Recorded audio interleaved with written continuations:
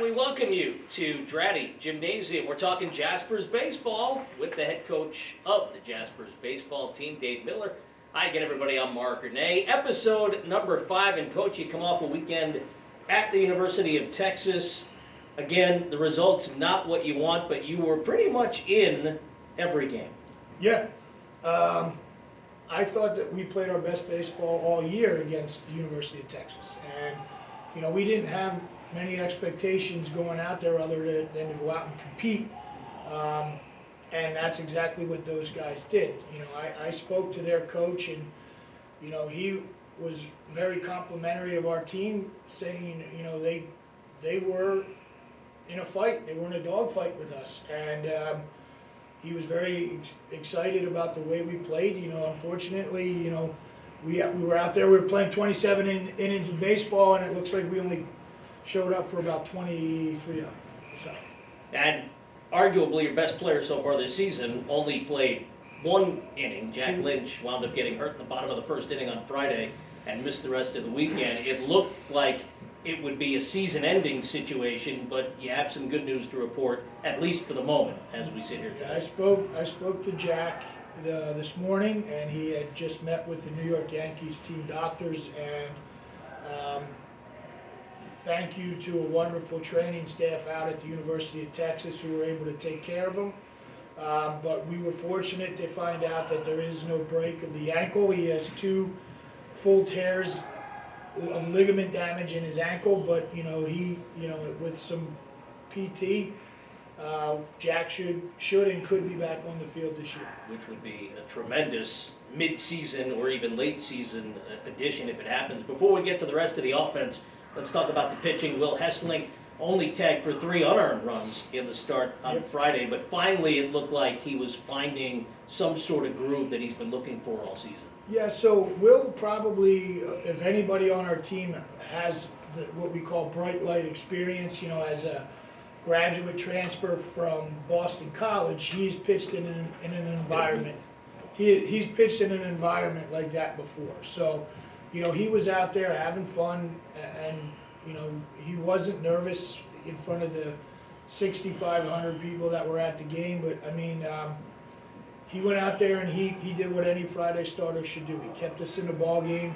He kept them off balance. You know, they had an extremely left-handed, heavy-hitting lineup, and he certainly did his job.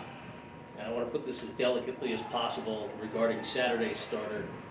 Tyler Fagler hit a batter on, I think it was the 3rd pitch, and then did not throw another strike the rest of his outing. What happened? Well, so, you know, what we noticed when we were watching Tyler pitch, he kept rubbing his elbow. And, you know, we got him out after about, I think he threw 15 or 16 straight balls. And we got him out of the game, and we went and got him looked at by the Texas trainers. And turns out he was having a little discomfort in his arm. He has a little inflammation in his elbow. So I'm going to chalk that up to, you know, him just not being right.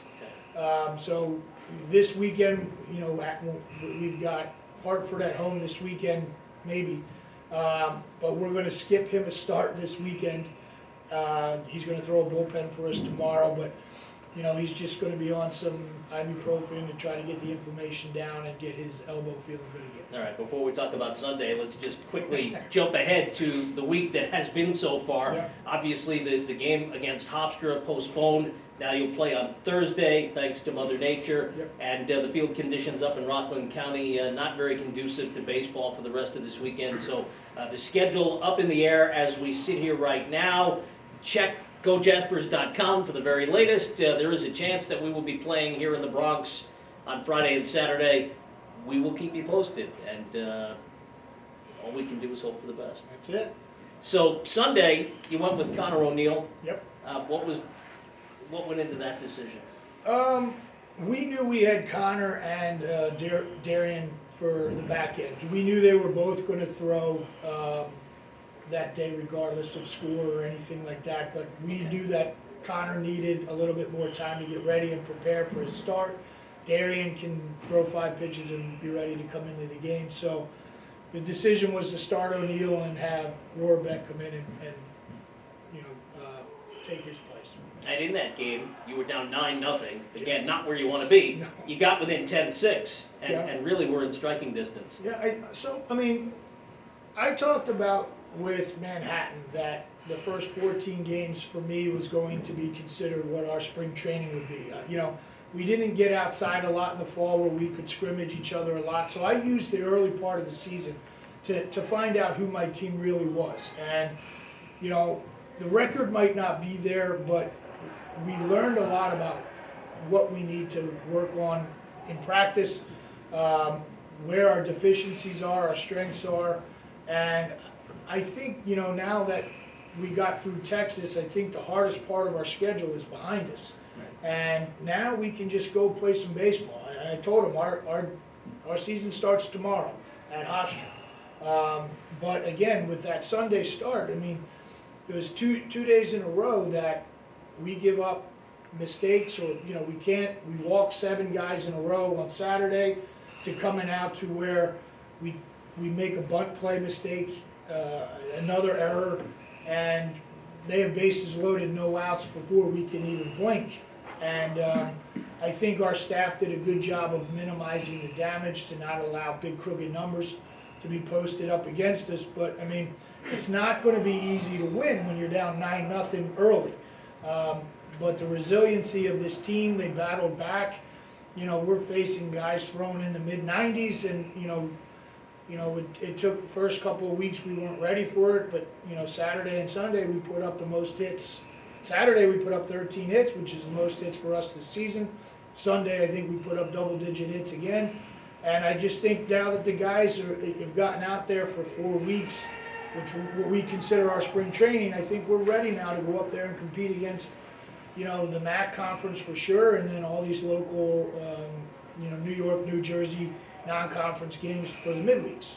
So. And before we get, again, to the offense, which I do want to talk about because it's starting to come around, especially Pete DeRocher, you're averaging 2 errors a game, yeah. And obviously that's not sustainable. How do you fix that? We just go out every day and we work on it. The craziest part is, from the athletic ability these guys are making, they're just making mistakes, not from anything more than mental mistakes. We have some guys that are fighting themselves with balls in the air, pop-ups, fly balls, routine ground balls. I think what's happening with our guys is it's not a physical mistake as much as it is mental. They're getting down on themselves, and they're being too hard on themselves. I take pride in getting them to understand. We use the term flushing. Make a mistake, so what? Flush it. Move on to the next play.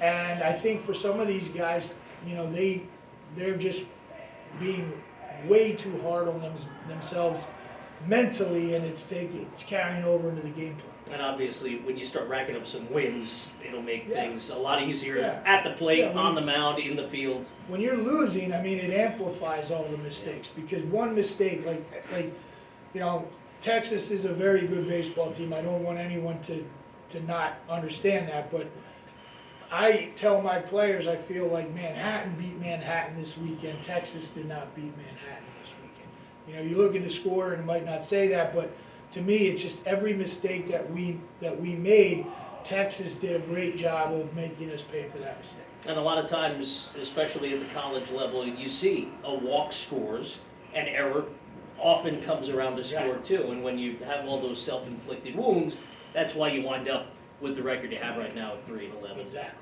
But better things are on the horizon. Let's talk about the offense. And I mentioned Pete started out dreadfully slowly, even he would admit, but now 7-game hitting streak, 10 for 32 over that stretch. What's he got that's locked in? He, again with Pete, it was never anything physical. Pete was just very hard on himself because he thought he had to be the guy for Manhattan. So every time he made an out, he overanalyzed everything he did. So he was, again, putting way too much pressure on himself.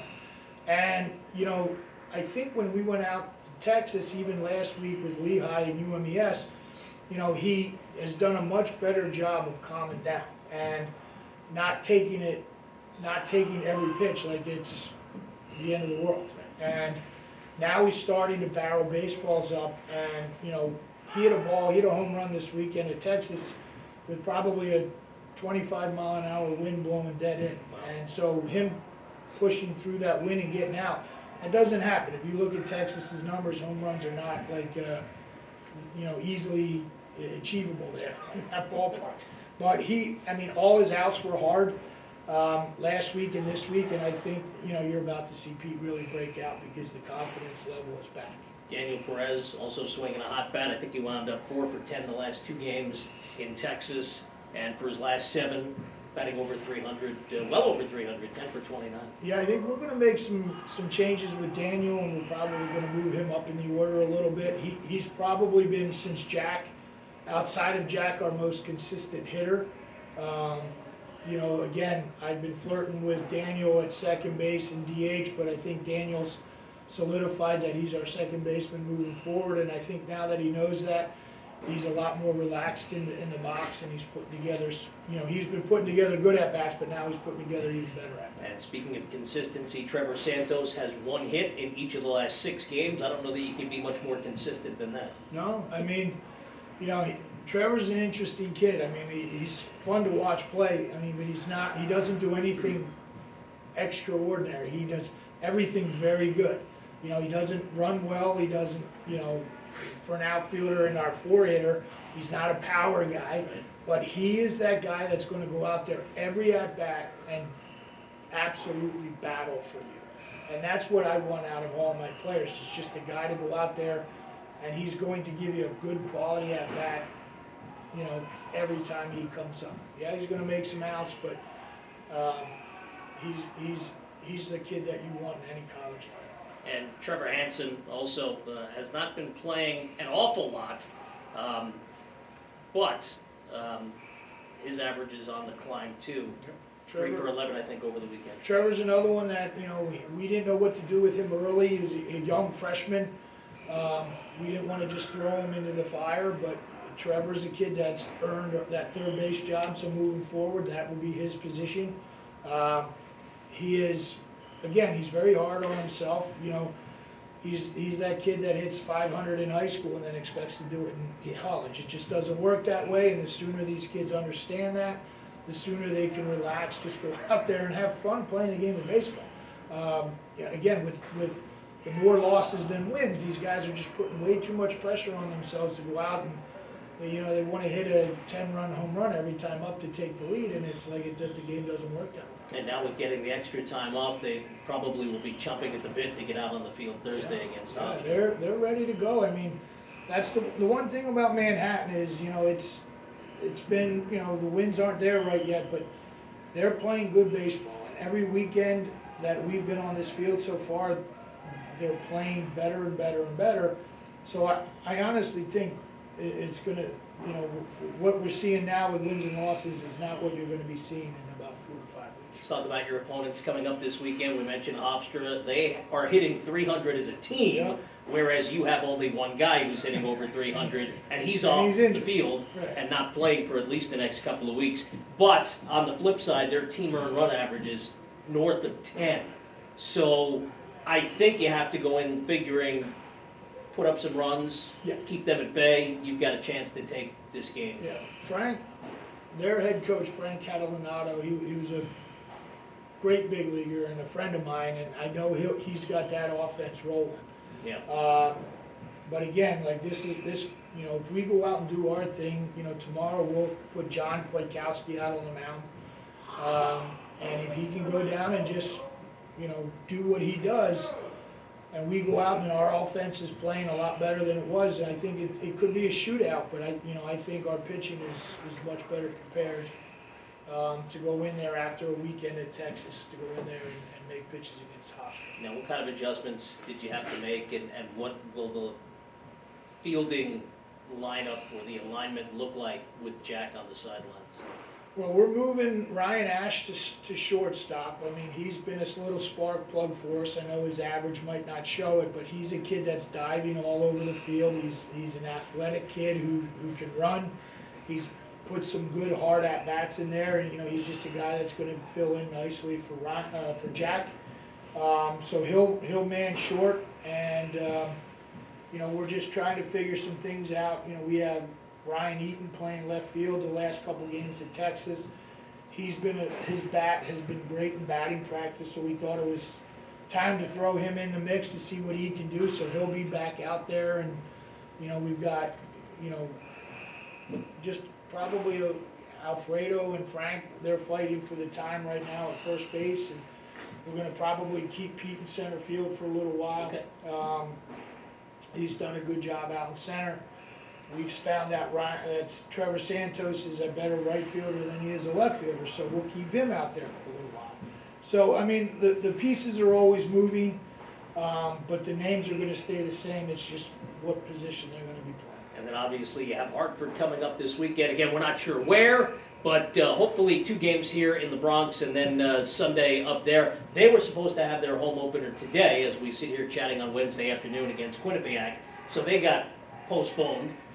Their first home game apparently now will be against you guys on Sunday. They've only played 6 games. Their season didn't start until a week and a half ago. What kind of advantage does that give their opponents, and in this case you guys, going up against the team that while you played 14, they've only played 6? Well, you know, you never want to sleep on any team. I mean, Hartford, they went out and they played Georgetown really well, and they actually took a game from Georgetown, who's a great team, an up-and-coming team in the Big East. So, you know, you got to come out there and you got to play. But that's why we play the games. You know, Hartford, you know, we know that they're moving, I think, to Division III in a year or 2. But that gives them all the more reason to go out there and show the world why they still want to be Division I. They're going to go out there and they're going to battle. Steve Malinowski's a great coach. You know, I know he's going to prepare his guys to go out and battle us. And that, you know, the same way that I got the respect from Texas's coach about they couldn't sleep on us, and they found that out after Friday, I guarantee you it'll be the same with us in Hartford.